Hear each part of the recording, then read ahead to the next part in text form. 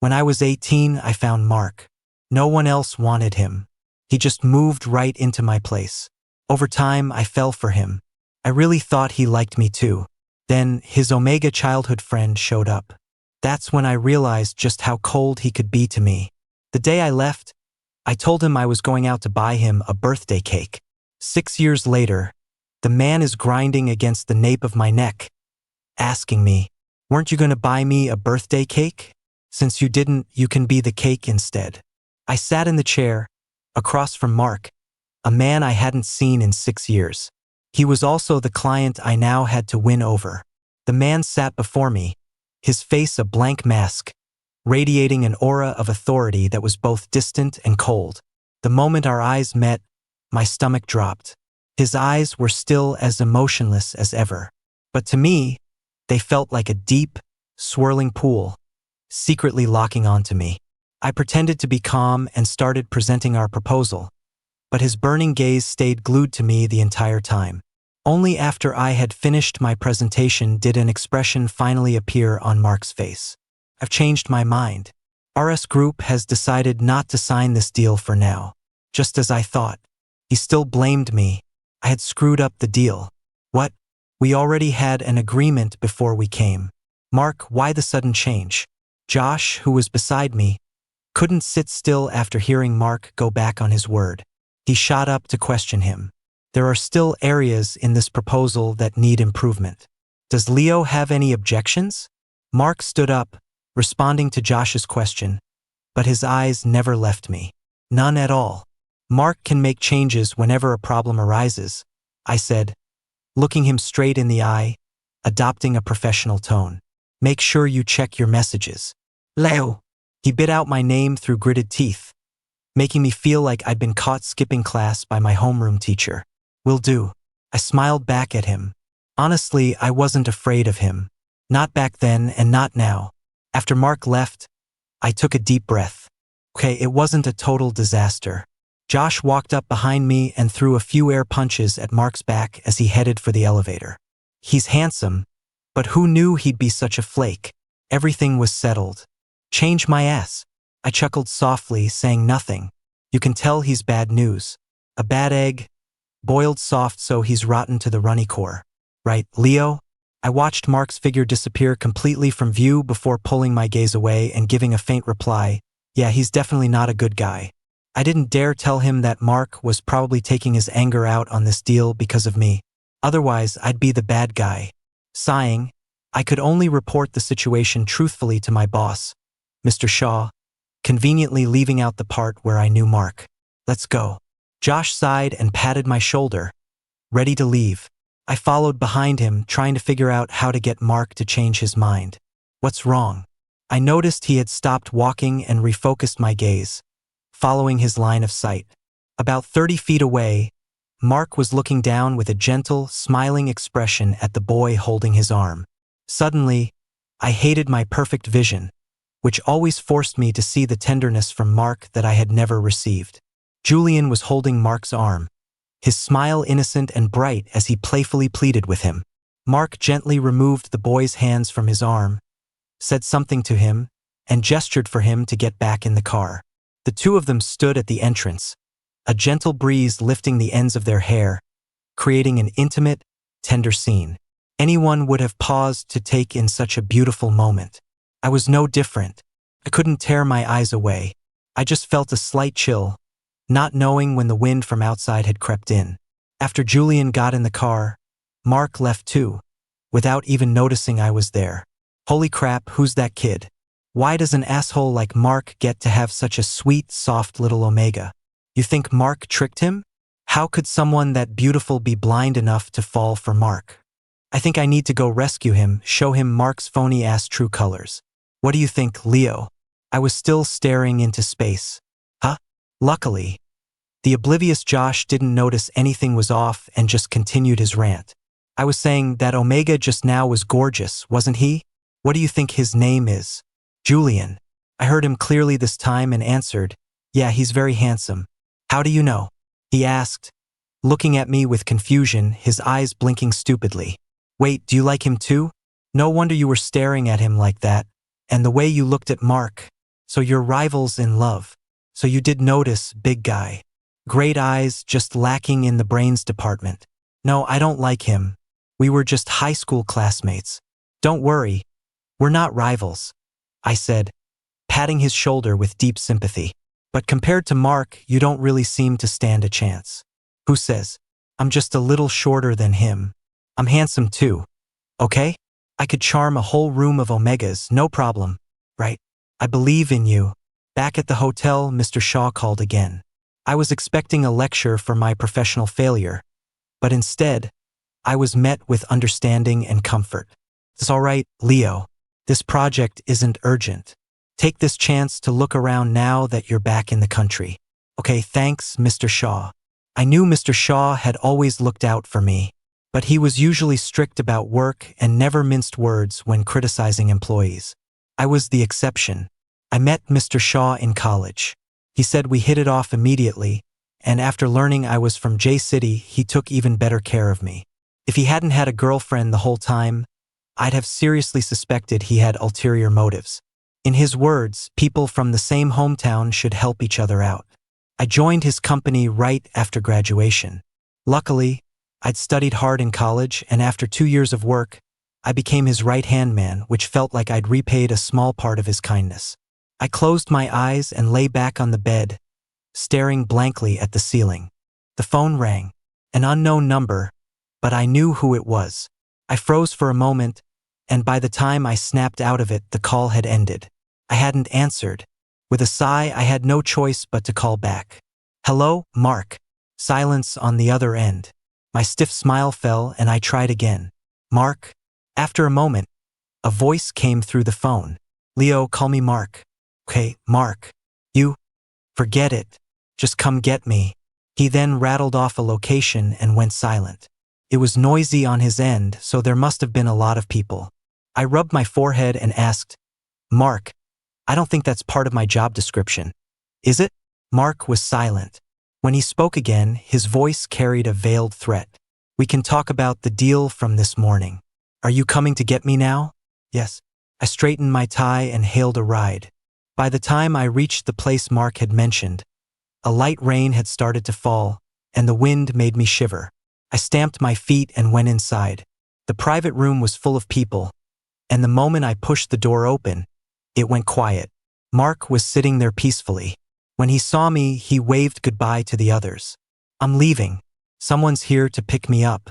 With that, he collapsed onto me, and I had no choice but to wrap my arms around his waist and drag him away. A chorus of whistles followed us out. It was still raining outside, and the wind had picked up, blowing the drizzle sideways and blurring the city lights into a hazy watercolor. I looked at the unconscious Mark, patted his face, and asked, Where's your car? I'll take you home. He rubbed his head against my shoulder and mumbled something against my neck, but no words came out. I had to hold him steady with one hand while fumbling in his pants pocket with the other. My arm wasn't long enough, and I lost my balance, nearly kneeling in front of him. That's when he finally stood up straight, grabbed a fistful of my hair, and opened his eyes, looking at me dazedly. Leo, what are you doing? I wanted to roll my eyes and just leave him there, but then I remembered he was my client. I took a deep breath to calm myself, yanked my hair out of his grip, and in one smooth motion, pulled the car keys from his pocket, giving his side a sharp pinch for good measure. God knows what goes on in that head of his. He was only lucid for that 1 second. In the end, I still didn't know where he lived, so I had no choice but to take him back to my hotel. It was already 10 at night by the time I managed to haul Mark back to the hotel. I wanted to get him a separate room, but I couldn't find an ID on him anywhere. I couldn't let him sleep with Josh. With that guy's big mouth, the whole city of J City would know Mark and I knew each other by morning. Better to avoid trouble and keep things clean. Leo, what now, Your Highness? I gritted my teeth and walked over, ready to see what new madness he was up to, only to find him sitting up, head bowed, lost in thought. As if sensing my footsteps, he shot his head up. His slightly open eyes seemed to churn with something unseen. His face was flushed, and his breathing was ragged. My stomach lurched. Oh no, his rut was probably starting. I stopped in my tracks and began to back away, but he shot to his feet and pulled me into his arms before I could run. Mark, Mark. My voice trembled as I kept calling his name, hoping he wouldn't lose his senses completely. The man grunted, his arms tightening around me as his lips roamed the back of my neck, searching for my barren gland. A wave of heat radiated from behind me, making me shiver. I was terrified he'd lose control and bite down, so I frantically twisted around in his arms to face him. Deprived of that patch of skin, the barely coherent Mark frowned, his entire face etched with displeasure. Mark, let me go. I'll get you suppressants, I reasoned with him, struggling for a moment before realizing it was useless. No, the man whined, burying his face in my shoulder again, searching for that spot. It was so strange. I didn't have any pheromones, so why did he like sniffing me like a dog? But this did free up my hands. I pulled out my phone and called the front desk. Could you please send up a box of suppressants? Before I could finish, a sharp pain shot through the back of my neck. That dog Mark had bitten me. I hung up the phone in a hurry, grabbed his head, and gave him a light slap across the face. Who said you could bite? He licked his sharp teeth, leaning in again as if he hadn't had enough. Get off, I snarled, rubbing my sore gland and glaring at him, yanking on his tie. Mark, look at me. I'm Leo, not Julian. He blinked, his eyes clearing a little. He seemed confused as to what Julian had to do with anything, and responded dazedly, yeah, I know. You're Leo. You know, and you still… Sir, you're suppressants. Just leave them at the door, I said, letting go of him and getting up to grab the box. Okay. I got the suppressants, closed the door, and turned around, nearly having a heart attack. Mark was right behind me, following me like a puppy. Go sit down. I'll give you the shot. I pointed to the chair, but he didn't move. Fine. I put the suppressants down on the entryway cabinet, prepped the syringe, and faced him. Take off your shirt. That got a reaction. He shed his jacket in a few quick movements and started on the buttons of his shirt. Whoa, wait, that's enough. I pressed his hand down and pulled his shoulder towards me, rolling up his sleeve. A strong, muscular arm was revealed. I unconsciously swallowed, preparing for a quick, decisive strike. Suddenly, my throat was seized. When I looked up, Mark was holding my neck, his lips crashing down on mine. I was too stunned to struggle.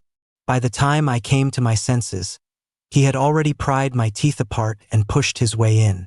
Remembering he hadn't had the suppressant yet, I pushed against him with all my might, but he didn't budge.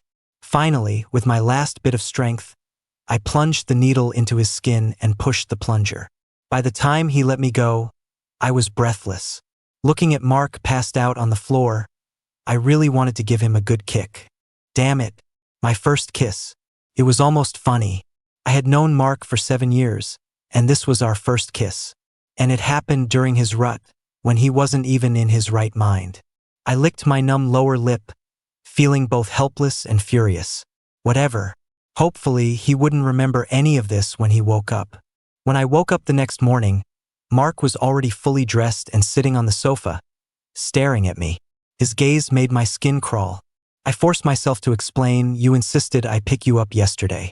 I didn't know where you lived, so I brought you here. He frowned as I explained, then spoke with some confusion. Yesterday, You didn't do anything yesterday. I cut in before he could say more, afraid he might remember something. Fine. He stood up, a sound rumbling in his throat, and turned to leave. I quickly got out of bed, opened the door for him, and gave a smiling little wave. Take care, Mark. Mark shot me a look, his face displeased, and walked out. Just as I was about to close the door, by a stroke of bad luck, Josh opened his door across the hall. He looked at me, then at the departing Mark, completely stunned, his mouth hanging open in an O. He squeezed into my room in one stride, pointing at Mark's back, unable to form a complete sentence. Business, we were talking business, I said, quickly coming up with an excuse to prevent him from figuring anything out. I had overestimated his intelligence. He scratched his head. Is he crazy? Coming to a hotel this early to talk business? I didn't deny it, just went along with his complaints. I think so too. Don't mind him. There's something wrong with Mark. He sat on my bed as if it were his own room, then sniffed the air hard and asked with a puzzled look, Leo, what's that smell in your room? The toothbrush I had just picked up nearly went down my throat. I mumbled, nothing, right? We didn't do anything yesterday, did we? It's a little spicy like pepper. Were you cooking in here? My heart skipped a beat. I spat out the last of the toothpaste foam and sniffed hard, but I couldn't smell anything. There was only one possibility. It was the smell of Mark's pheromones. And I had just told him this morning that nothing happened. Wasn't that a dead giveaway? Is it strong? Not really, not very strong. But I don't like the smell of pepper. I froze, remembering a time 7 years ago when I was making porridge for Mark and accidentally added pepper. I told him not to drink it. He asked me why, and I said it had pepper in it and didn't taste good. Hearing that, he paused mid-sip and asked cautiously, You don't like the taste of pepper? What did I say back then? I said I hated pepper. So pepper was the scent of Mark's pheromones.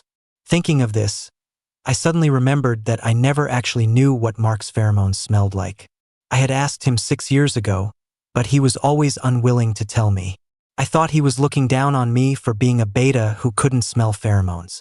So, was it because his pheromones smelled like pepper? I shook my head, dismissing the thought. He didn't even care about me, so why would he care whether I liked the scent of his pheromones? Leo? I turned my head, pulling my thoughts back to the present.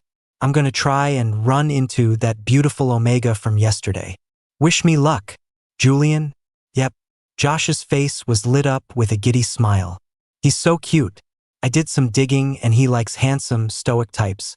And it just so happens that I'm dashing and charming. I forced a laugh, unsure how to tell him that the stoic type Julian liked was Mark. Good luck. After Josh left, I suddenly felt the urge to go back and see the little apartment. It was my home after all, and Mark and I had lived there together for a year.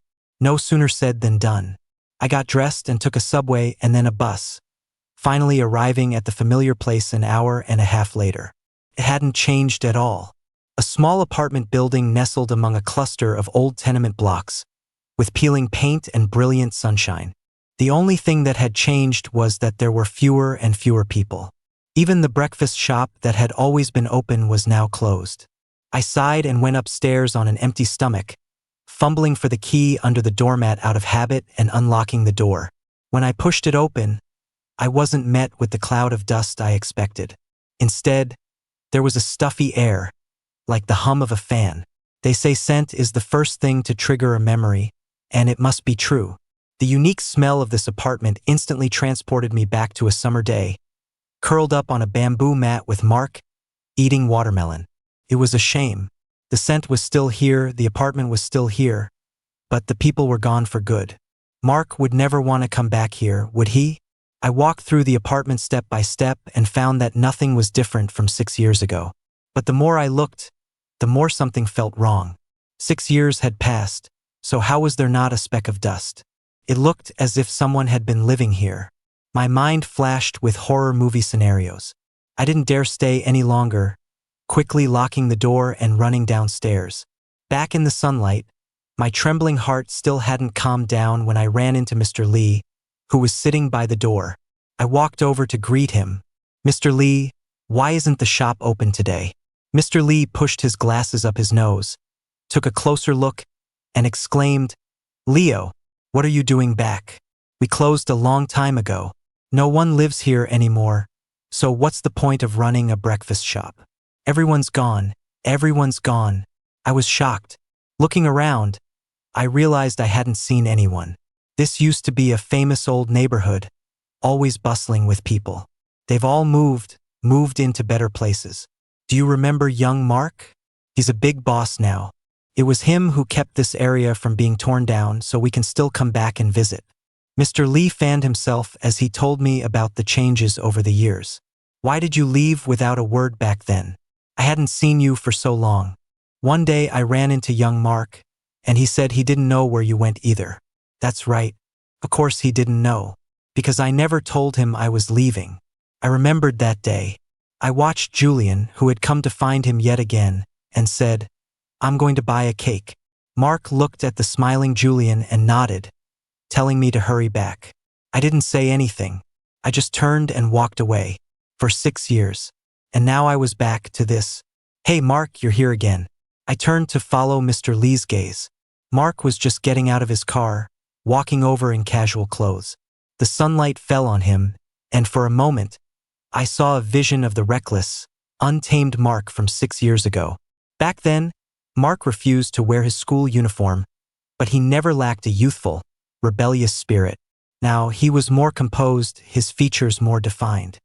He looked exactly as I had imagined his mature self would look back in high school. "Mark, Leo's back. You finally got your wish," Mr. Lee said excitedly, taking my hand to show him. He nodded, a faint smile touching his lips. "Yeah, we've met. All right, I won't interrupt your catching up." Mr. Lee turned and went inside, leaving me and Mark alone. "You?" I opened my mouth, not understanding what Mr. Lee meant by him getting his wish. Could it be that Mark had been waiting for me all these years? Had he been the one cleaning and living in the apartment? "Aren't you going to invite me up?" "I don't think so. The place is pretty run down." "I'm afraid you wouldn't be comfortable, Mark." Mark let out an involuntary tch. "I lived here for a year. Have you forgotten, Leo?" "I haven't forgotten." I looked up at the dilapidated building, then turned back to him. "Mark, you've forgotten, haven't you? We parted on bad terms." I knew that time wasn't important to Mark, maybe even a stain on his past, and I held a grudge over his indifference to me. Whatever. The past should be left in the past. The dust had to settle eventually. Just as Mr. Lee said, he was a big boss now. He had no need to stoop to my level and live in this tiny apartment anymore. 6 years had passed. We weren't 18 anymore. 6 years ago, Julian was by his side, and 6 years later, he still was. I remembered when Mark's mother found me. Just like in all the cliché novels, she told me to go abroad and leave her son. In return, she offered to pay for my entire tuition. I accepted. I couldn't possibly turn down such a tempting offer. An orphan like me was lucky to have made it this far in my education. There was no reason to say no. As for Mark, he was just like his name, cold. I could never warm his heart, so I decided I didn't want him anymore. When I first found him, he was squatting on the side of the road like a stray dog, his face bruised. He looked like a punk. I didn't want to get involved, but as I walked past, he grabbed my wrist and asked me to buy him something to eat. I had no choice but to take him home. After that, we lived together in that small apartment for almost a year. Back then, I had no idea he was a rich kid. I thought he was a poor soul just like me. He always slept on the sofa. One time, his rut hit. He was curled up on the couch, sweating, his face an unnatural shade of red. I thought he just had a fever and was about to go buy him medicine, but he grabbed my hand and wouldn't let me leave. Then he flipped over and pinned me down, and that's when I realized his rut had started. I gave him a suppressant and stayed by the sofa all night because he kept holding my hand, as if he was afraid I would leave. How did we even get together? It was all a blur. We never officially defined it. Looking back, it was all just me being delusional. Later, Julian appeared by his side, and that's when I found out he wasn't some poor kid, but the young master of the Smith family. And Julian was his arranged marriage partner. The day I left was Mark's coming-of-age ceremony. Julian came to find him, smiling as he tugged on his arm, urging him to go home. The sight made my eyes burn. I suddenly remembered my own 18th birthday. How did I spend it? It was the day Mark's rut started. I took care of him all night. From that day on, I started to like Mark. And on the day of Mark's 18th birthday, I decided I didn't want him anymore. I turned my back to him, wiped my tears, and said, "I'm going to buy you a cake." I did buy a cake, but it was to make up for my own birthday. That day, I sat in the bakery and ate the entire cake through my tears. It was so sweet it tasted bitter. After that, I never ate cake again. Mark drove me back to the hotel. Neither of us said a word the whole way. As I got out of the car, with one foot on the pavement, I heard his voice from behind me. "Leo, I haven't forgotten. And I won't forget." I paused, my back to him, and gave a bitter smile before stepping out completely. And you're not allowed to forget either. The car door slammed shut with a bang. I was outside, he was inside. We were never from the same world anyway. What difference would remembering make? When I got back to the hotel, Josh was buzzing excitedly behind me. Let me tell you, I saw that Omega today. He's just so damn cute. He seems so cold, but he gets all shy. I think I'm already in love with him. What do I do, Leo? If I propose tomorrow, do you think he'll say no? Propose? I put my head in my hands and sighed, deciding I had to tell him the truth. He will. He will what? You think he'll fall in love with me? I mean, he will say no. You must know by now that he's the young master of the Fong family, right? Do you know who he's in an arranged marriage with? Arranged marriage? He scratched his head, looking confused. This is Mark. Holy crap. No way. What a small world. He exclaimed, slamming his hand on the table in frustration. How is Mark good enough for him? Besides, he doesn't even like that jerk. I twitched my lips, looking at him helplessly. Who told you that? Julian did. I asked him if he likes Mark, and he said, "What's it to you?" That means he doesn't like him. I was once again stunned by his logic. For a moment, I was speechless, but he kept babbling. I asked him if he likes me, and he didn't say anything. That means he was shy, right? That means he's in love with me. I clapped my hands, thoroughly impressed by his deduction. You got it. I gave him a thumbs up. I wish you success. The proposal had to go on, and I still had to be at Mark's beck and call. He'd summon me to his office, saying we'd talk about the deal after he finished his work. I'd sit there all afternoon, and by the time he was done, it was time to go home. He even made me tag along when he went out to discuss other deals. If I refused, he'd just end the meeting and make me come pick him up. Finally, I got so fed up that I slapped him across the face. I thought he'd get angry, but he just worked his jaw, touched his cheek, let out a sigh, and left with a goofy grin. After 2 straight weeks of his torment, it finally stopped. Because today was his 24th birthday, and he had to go home. Seeing that I finally had some free time, Josh dragged me out for drinks. After a few rounds, he was slurring his words and crying to me, "Why won't Julian get close to me? What's so great about that Mark anyway?" I swirled the alcohol in my glass and asked nonchalantly, "Why do you guys all like Omegas so much? Are they really that great?" He grabbed the bottle and took another long swig, choking out, "Of course they are. You have no idea how cute Omegas are. They're so sweet and soft. Who wouldn't like them?"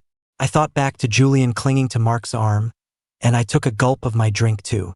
He was pretty cute. Right now, Mark was probably at his birthday party with Julian on his arm. The next news would probably be about their engagement. The more I thought about it, the more miserable I felt.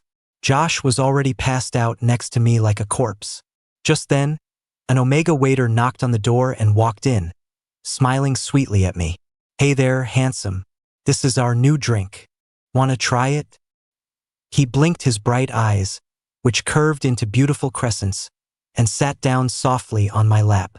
I was suddenly at a loss, frantically grabbing the drink and downing it in one gulp.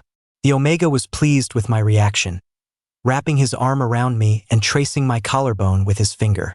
I remembered what Josh had said earlier and didn't push the Omega away, letting him do as he pleased, even though it made me uncomfortable. I wanted to see for myself if Omegas were really all that great.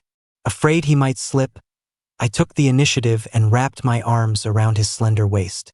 I didn't dare wander, but I had to admit he was really fragrant and soft. "Hey there," he cooed, planting a kiss on my cheek. A rush of blood went to my head. I almost pushed him away, but just then, by a stroke of bad luck, Mark walked in. He walked in with a dark face, yanked the Omega off of me, and Julian was right behind him. The Omega tactfully made his exit. The noise also woke a groggy Josh. "Leo, what are you doing?" His voice was loud, filled with anger and dissatisfaction. He clenched his fists as he questioned me. His question set me off. I shook off his hand. "What's it to you?" He looked shocked for a second, then let out a couple of angry laughs and grabbed me again. Josh, however, completely ignored me. The moment he saw Julian, He threw himself onto him and started bawling. You really came, my sweet Julian. I thought you weren't going to come get me. Woo. So it was you, you little traitor, who gave him the address. I was wondering how Mark found this place. Julian pushed his head away and exchanged a look with Mark. Ignoring my struggles, Mark dragged me out of the bar, shoved me into his car, and locked the doors. What are you doing, Mark? Let me out. He didn't give me time to yell at him. After getting in, he grabbed the back of my neck with one hand and kissed me with brutal force. I struggled hard, beating against him, but he just pinned my hands above my head and used his other hand to grip my jaw, preventing any resistance. My hands were useless. In the middle of his biting kiss, I bit down hard on his lower lip. The taste of blood instantly filled my mouth, and he finally let me go. Mark, are you insane? Let me out. He wiped the blood from his lip with his thumb, his eyes dark, his voice thick with suppressed rage. Don't even think about it. You want me to let you out so you can make out with other Omegas? With that, he started the car, leaving the place that clearly infuriated him.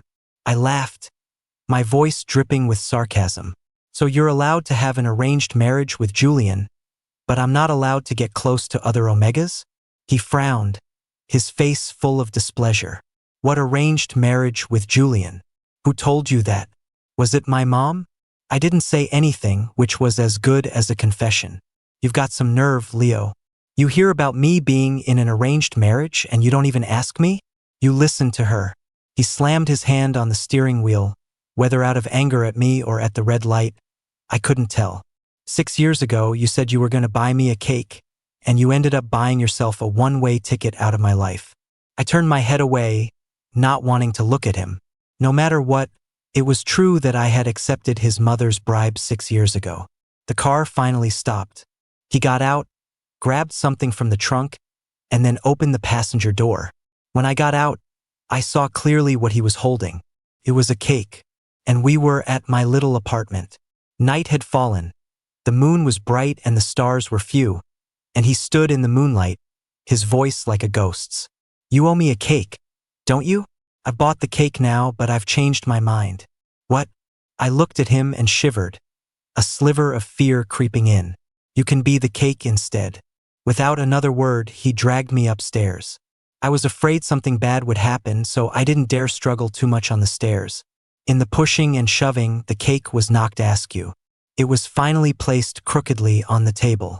Before I could even turn on the light, he pressed me against the door, his kiss desperate and overwhelming, silencing my lips. The darkness robbed me of my sense of security, leaving only his feverish body heat and searing breath. MMPH, let go. All my words were swallowed by that kiss. But a beta's stamina is no match for an alpha's. I could only go limp in his arms. The air grew thinner, breathing became harder, and in the end, I could even smell a faint trace of pepper. When I finally got fresh air, tears of frustration and bitterness streamed down my face. Seeing me cry, he started to panic, wiping my tears away, his voice softening. Leo, I'm not in an arranged marriage with Julian anymore. With that, he hugged me, his voice hoarse as he explained. That has to do with me. Wait, it did have to do with me. I corrected myself. It's not like I asked you to break it off. He kissed my forehead, his voice trembling.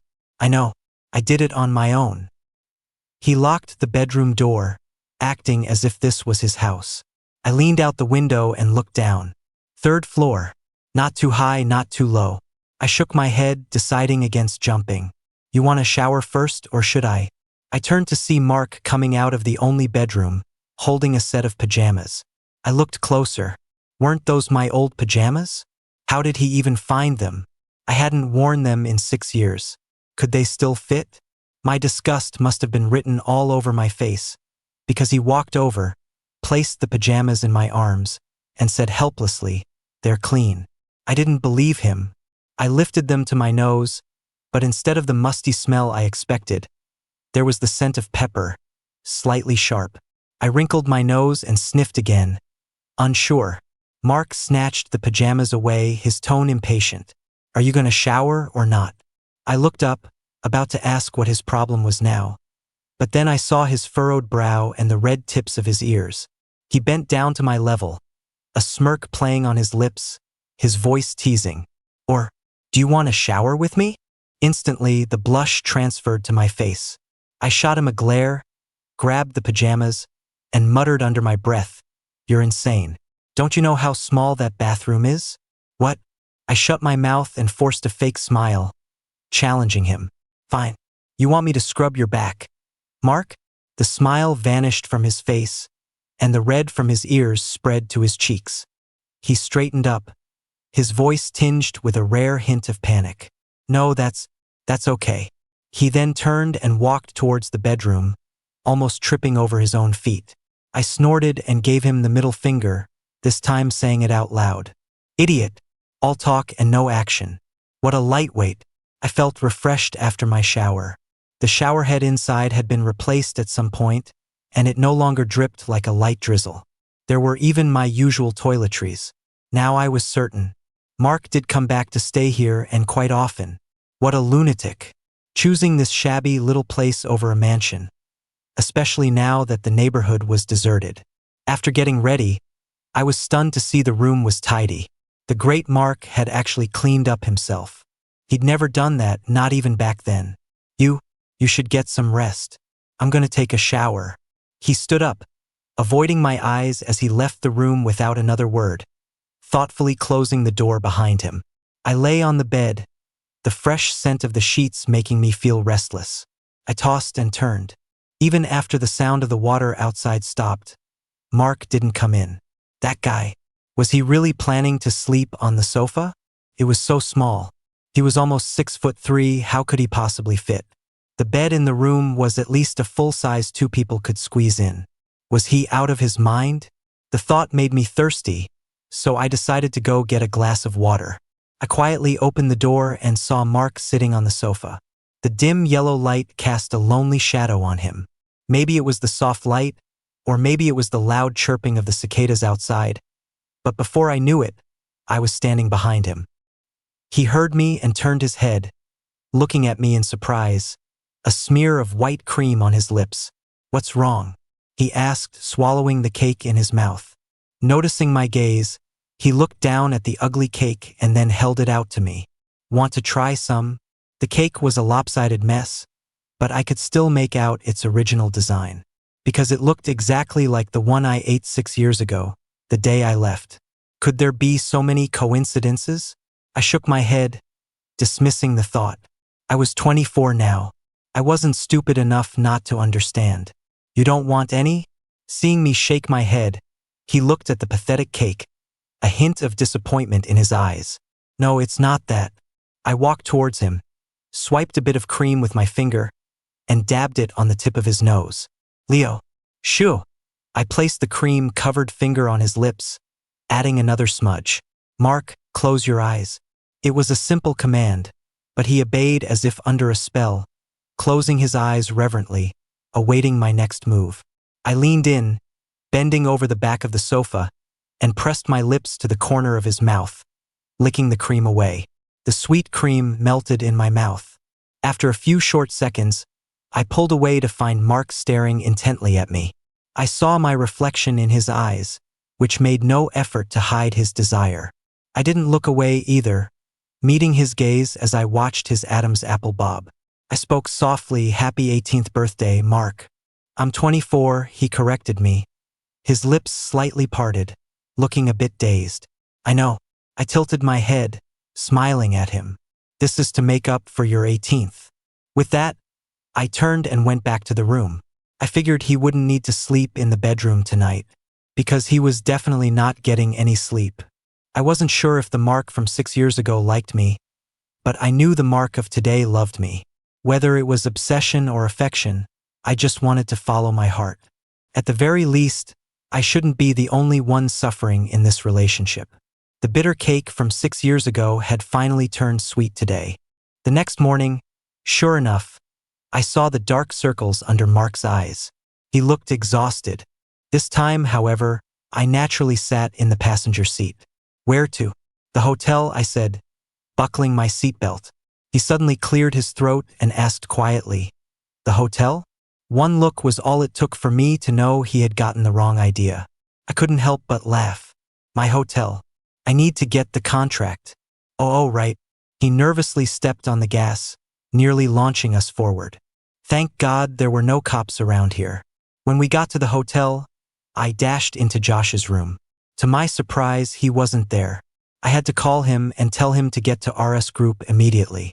He just stammered, and through the rustling sounds, I thought I heard Julian's voice. No time to think about that. I had to go first myself. But I didn't expect Mark to still be there. His conspicuous Bentley still parked in front of the hotel. Why didn't you leave? I asked, pulling open the car door and getting in. I was waiting for you. He glanced at the contract in my hand and frowned. Did I say I was going to sign it? Huh? I turned to look at him, asking through gritted teeth, what exactly are you not satisfied with, Mark? Sign, I'll sign. He swallowed hard and started the car. I'm satisfied. Very, very satisfied. By the time we got to the company, Josh was just arriving, with Julian trailing behind him. Huh? When did they get so close? After the contract was signed, Josh was so happy he nearly jumped for joy. Although I was the main person on this deal, the one who benefited the most was definitely Josh. He was Mr. Shaw's younger brother, just with his mother's last name, and since he grew up abroad, not many people knew. The Shaw family was wealthy and powerful, but Josh had no interest in business. Old Mr. Shaw had ordered him to close this deal, and then he could do whatever he wanted. So now he was hugging Julian and spinning him around in the conference room, attracting everyone's attention. Ahem, Julian closed his eyes and coughed a few times, clearly lacking the courage to open them. Well, you guys talk, haha. He put Julian down, took his hand, and left, not forgetting his work duties before he went. Leo, I'll leave the rest to you. I buried my face in my hands, having lost the courage to look up. Money is hard to earn, work is hell, and a working man's life is cheap. When I was heading back to report my success, Mark drove me to the airport. I thought he would be reluctant to see me go, but he just gave me a hug and said he'd wait for me to come back. I didn't understand what he meant and didn't think much of it. I went back and delivered a perfect report. Mr. Shaw patted me on the shoulder and said he was giving me a promotion. He wanted me to return to the country and be the director of a subsidiary. The location was still J-City. Was this a coincidence? I had just come back, and now I was going back again? The day I returned, I ran into Josh and Julian. Josh excitedly dragged me away to catch up. Julian curved his beautiful eyes into a slight smile at Josh and said, Josh, I left my bracelet in the car. Can you go get it for me? Sure. After Josh left, Julian's smile immediately vanished. I took a sip of my coffee and got straight to the point. What is it? Just say it. Much smarter than that idiot Josh. He glanced at Josh outside the door, and for some reason, I saw happiness in his eyes, a look that was different from when he was with Mark.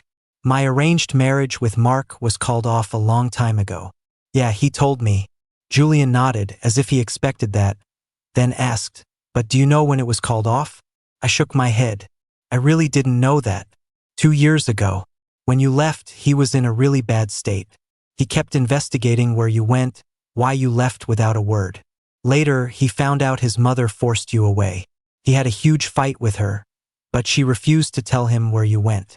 So, after a year of resistance, he gave in. He went back to the Smith family, agreed to the arranged marriage with me again, and let the family control him. I was stunned. Then are you wondering why he broke off the engagement with me now? He spent 4 years in college working non-stop, and then another 2 years to get to his current position, so he no longer has to listen to anyone. That's why you came back. What do you mean? Did my return also have something to do with Mark? You didn't think Mark and Mr. Shaw didn't know each other, did you? You're a bit naive, Leo. They're all in the same circle. They're business partners. Otherwise, why do you think a rich kid like Mr. Shaw would take such good care of you?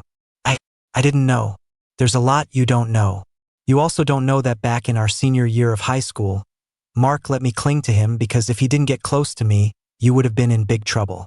It would have been too easy for the Smith family to deal with you. I was confused. Judging by his tone, he didn't like Mark either, so why was he being nice to him? So now you're? Don't worry, I'm not gonna bother Mark anymore. He's so arrogant and cold. There's nothing to like. Now Josh has shown up, and he likes me so much. He raised an eyebrow. The Shaw family is just as good as the Smith family. I was completely stunned now, looking at the Julian in front of me, who felt like a total stranger. He had always appeared harmless, gentle, and polite to everyone. Don't look at me like that. For an Omega to survive in this society, you have to pave a good path for yourself. He waved his hand, seemingly amused by my reaction. To be honest, if I hadn't seen how long Mark was chasing you without getting anywhere, I wouldn't have told you all this. After all, watching you two so in love and so full of misunderstandings is pretty entertaining. The door creaked open. Julian's playful smile immediately turned sweet. When Josh handed him the bracelet, he held out his delicate wrist, looked up to meet Josh's eyes, and whispered, "Thank you." I looked at Josh's reddening ears and shook my head. This guy was going to be played for a fool by Julian.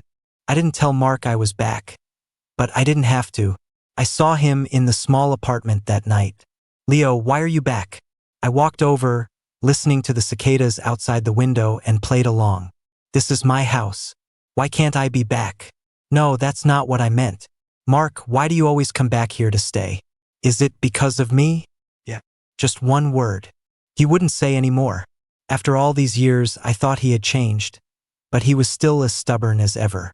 I moved closer until we were less than a foot apart, and then I made my move. "I like you, Mark." I saw his pupils shrink instantly. Ignoring his reaction, I stood on my toes and kissed him. He's just stubborn. A kiss will soften him up. He froze for a second, then took control, holding the back of my head to deepen the kiss. Slowly, his lips moved to my ear, then to the nape of my neck, and finally, he was nipping and licking at the soft flesh there, sending shivers down my spine. I grabbed his hair and cursed at him. "Mark, are you a dog?" "No," he ground his sharp teeth against my skin, wanting to bite down. He held my waist, his voice hoarse. "Leo, I want to mark you." I chuckled softly. "I'm a beta. You can't mark me. It's okay. I'll just mark you every time." "Mark, are you even human?" Taking my lack of refusal as permission, he bit down hard. It was both painful and pleasurable. After a moment, he buried his face in my neck. "No, I'm Leo's puppy." His answer pleased me. I breathed in the faint scent of pepper in the air and ruffled his hair. "Yeah. My little pepper-scented puppy." His breath hitched. He hesitated, then asked, "You can smell it?" "Yeah." I saw his eyes light up, but they quickly dimmed again with disappointment. "But you don't like the smell of pepper." "I don't like it, but I like you." He nuzzled me without saying a word, but I could clearly feel a wet patch forming on my collarbone.